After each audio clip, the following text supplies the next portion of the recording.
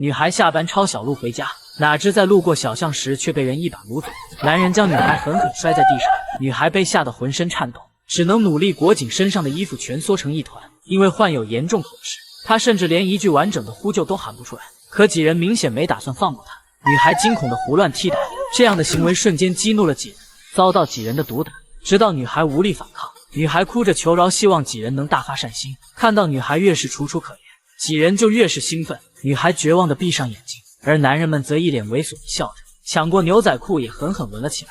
随着时间的流逝，对于女孩来说，现在所经历的一切都是漫长的煎熬。等所有人轮流打完扑克，男人趁机拿走了包里所有的钱和证件，然后将女孩故意丢在垃圾堆。事后女孩蓬头垢面，强忍下腹疼痛，第一时间来到警局报案。可当女孩磕磕巴巴的说出自己的遭遇时，受理案件的朴警官却丝毫不在意女孩智恩经历了什么，甚至还十分不耐，甚至指责智恩就是因为穿了紧身牛仔裤才会被坏人盯上。此时他早就认定智恩是在故意勾引别人。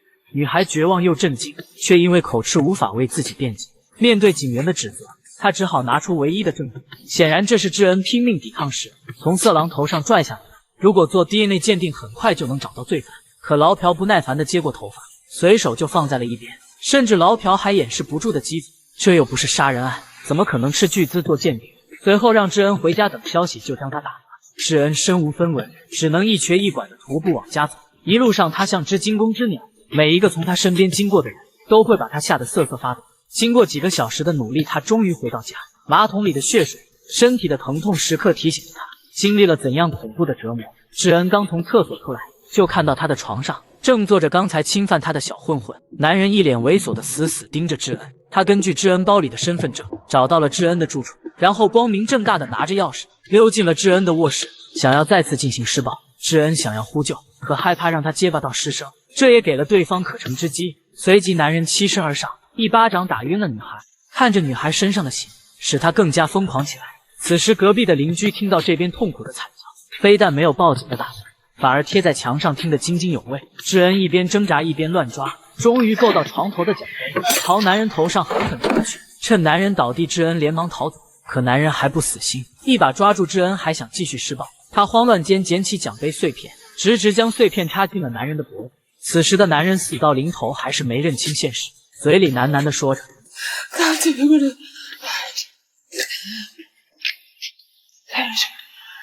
智恩一番犹豫，最终眼睁睁看着男人断了气。杀了人的智恩洗去一身屈辱，坐在浴缸里失声痛哭。她一直都是好女孩，可厄运一次都没放过她，连鱼都没杀过，如今竟失手杀了人。她被吓得不知所措。就在这时，她被一阵门铃声惊醒。智恩将门微微打开一条缝隙，门外的站着2名警察。女孩现在既惊慌又恐惧，自己刚杀了人，警察就找上门来。但女警询问让她瞬间镇定下来。原来女警是听说了女孩的遭遇，于是女警便带着搭档上门道歉，并承诺一定帮她主持公道。但是此时门内是被自己亲手杀死的男人，门外是迟到的帮主，一切对于他来说都已经晚了。智恩将女警拒之门外。第二天，智恩面色苍白的继续上班，哪知女警竟再次找上门，拼命的劝说他一起将坏人绳之以法。智恩有些动容，试探着问女警正当防卫的定义是什么。可女警的回答瞬间给女孩泼了一盆冷水。用女警的话说，나 지은씨만한 어린 동생이 하나 있어요. 내 동생도 말을 못해요. 女警的话彻底打破了女孩所有幻想。智恩失魂落魄的回到家，找出了家里的钢锯，将尸体分成了无数小块。此时他早已没了退路，明明自己是个受害者，如今却被逼得切肉碎骨。自己究竟做错了什么？真的是不该穿牛仔裤吗？明明自己从前单纯善良，家庭幸福，上学时看到闺蜜被混混欺负，冒着被揍的风险去帮闺蜜解。